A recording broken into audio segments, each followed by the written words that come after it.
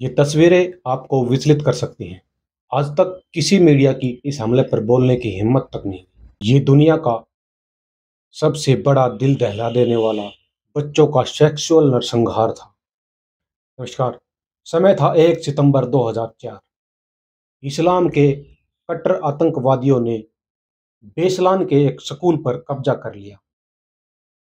कब्जा करने के बाद अंदर जो हुआ इस पर पूरी तरीके से बात करने की किसी की आज तक हिम्मत तक नहीं।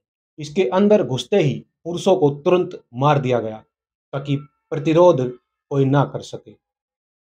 इसके बाद चीख पुकार मचने पर बच्चों के सामने गन लगा दी गई। छोटे छोटे मासूम बच्चों के ऊपर गन लगाकर ये उन बच्चों को चुप करवा रहे थे। इनकी सोच देखो, ये इस्लामी, ये मुसलमान जिहादी सोच के इनको पता नहीं क्या क्या महान और क्या क्या बताते हैं। अरे इनकी सोच देखो, छोटे छोटे बच्चों पर बंदूक तानते हैं।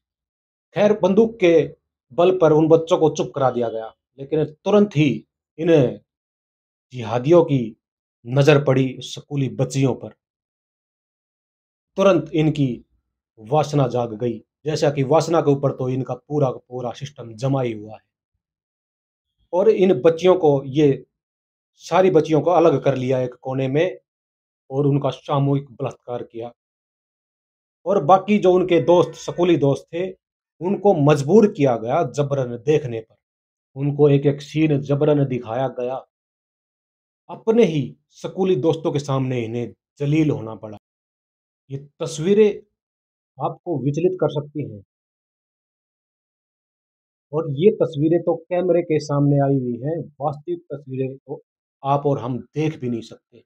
इतनी दरिंदगी की गई थी वहाँ पर। इसके बाद जो कुछ हुआ, वो तो कैमरे के सामने बताने लायक भी नहीं है। जब वो ये सीन उन लड़कों को बार-बार दिखा रहे थे, तो सारे आतंकी मिलकर हँस रहे थे।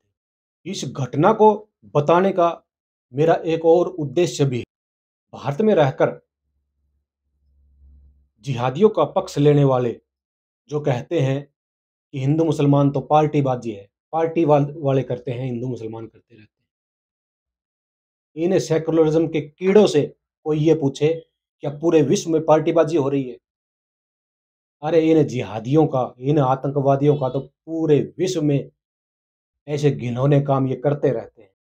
इन दोगले हिंदुओं को, इन कीड़ों को ये पूरे विश्व में हो रही इस्लामिक आतंकवादी घटनाएँ दिखाई क्यों नहीं देती? इनकी मानसिकता कैसी हो गई है? इतनी सारी घटनाएँ मिलकर क्या कह रही हैं, सबको समझ में आ रहा है, लेकिन भारत में रहने सेकुलर हिंदू इन घटनाओं से शिक्षा लेने को बिल्कुल भी राज़ी नहीं है। ये मानसिकता बता रही है, ये इन्हीं के गंदे रक्त से पैदा हुए हुए कीड़े हैं। हिंदुओं, अगर आप अपने आने वाली संतानों को सुरक्षित देखना चाहते हैं, तो भारत में बने हिंदू विरोधी जो कानून हैं, एक साथ आवाज़ उठा करके उनको हटवा दो, वरना ये घटनाएँ कुछ सालों बाद आम हो जाएँगी। अगर अपने आप को, अपने बच्चों को, अपने बच्चों का भविष्य सुरक्षित करना चाहते हो, तो इन कानूनों का विरोध करो जो हिंदू विरोधी हैं,